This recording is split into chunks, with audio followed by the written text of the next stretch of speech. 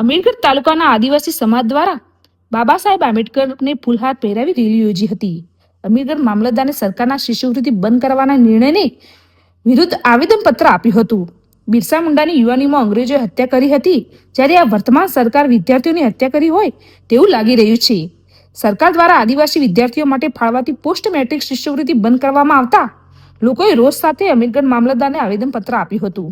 અમીરગઢ દાતા મત વિસ્તારના ધારાસભ્ય કાંતિભાઈ ખરાડી તેમજ સમાજના આગેવાનો દ્વારા સરકાર દ્વારા ફાળવાતી પોસ્ટ મેટ્રિક શિષ્યવૃત્તિ બંધ કરવામાં આવતા રેલી યોજી અમીરગઢ મામલતદારને આવેદનપત્ર આપી ન્યાય નહીં મળે તો ઉગ્ર આંદોલન કરવાની ચીમકી ઉચ્ચારી હતી.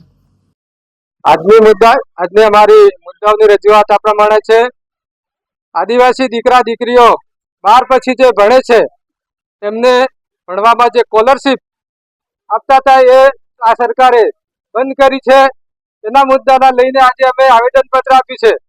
ત્યારે મને યાદ આવે છે આજે કે બિરસા મુંડાને 25 વર્ષની ઉંમરે અંગ્રેજોએ મૃત્યુ આપ્યું હતું, એમ આજની સરકાર આજે 17 થી 20 વર્ષના યુવાનોને શિક્ષણ બંધ કરીને મૃત્યુ આપવાનું પ્લાન ઘડી રહી છે એવું દેખાઈ રહ્યું છે.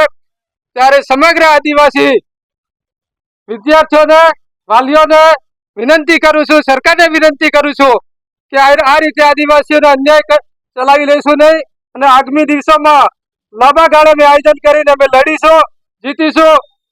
બસ એ જય હિન્દ, જય ભારત. આજે સમગ્ર ગુજરાતની અંદર અંબાજીથી માંડીને ઉમરગામ સુધી જે જગ્યા આદિવાસીઓ જે વસે છે એ આદિવાસીઓને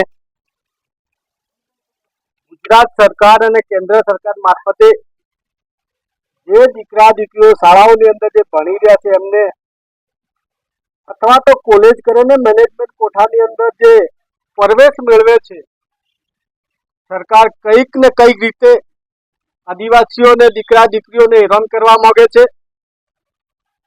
અગાઉ પણ કોંગ્રેસની સરકાર કેન્દ્રમાં હતી તે વખતે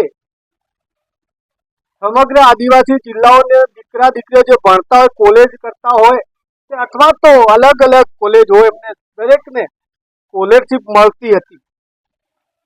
આજે ગુજરાત સરકાર 25% ને 75% કેન્દ્ર સરકાર માત્ર 100% જે સ્કોલરશીપ જે મળતી હતી એ સ્કોલરશીપ આ સરકારે રદ કરી છે.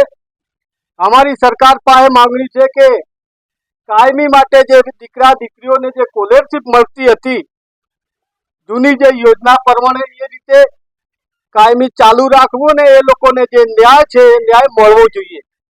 એના વિરોધમાં અમે સરકાર પાસે માંગણી કરી છે કે અમારી ખાસ દીકરા દીકરીઓ જે સ્કોલરશીપ જે પહેલા મળતી હતી એ જ સ્કોલરશીપ ચાલુ રાખે એવી સરકાર પાસે આજે માંગણી કરી છે.